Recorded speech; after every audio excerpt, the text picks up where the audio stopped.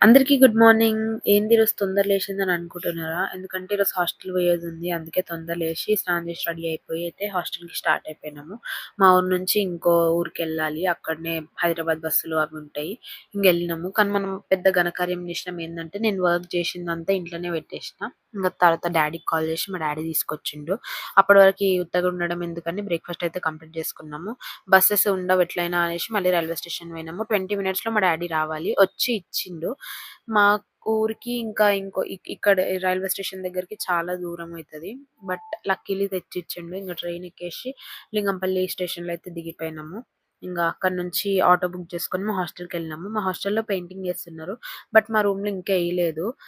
మా అక్క వాళ్ళ రూమ్‌లో ఏసిర్రు. ఇంగ గందరగోళంలో ఎట్లో ఒకట్లా అడ్జస్ట్ అయ్యి ఇంటి నుంచి తెచ్చుకున్న లంచ్ అయితే కంప్లీట్ చేసినాము. తర్వాత బేకింగ్ గోల నుంచి జార్ కేక్ అయితే పెట్టుకున్నాము. సాయంత్రం మా అక్క చాయ్ తాగుతదంటే బయటికెళ్ళి చాయ్ తాగి మళ్ళీ హాస్టల్‌కొచ్చినాము. వచ్చి చూసేసరికి మా రూమ్‌లో కూడా పెయింటింగ్ ఏస్తున్నారు. అండ్ నైట్ స్పైసీగా తినాలనిపించి ఇది ఎర్లీ డిన్నర్. ఇంగ మెయిన్ డిన్నర్‌కి ఇంట్లో నుంచి తెచ్చుకున్నది తిని పడుకున్నాను గైస్. Good night.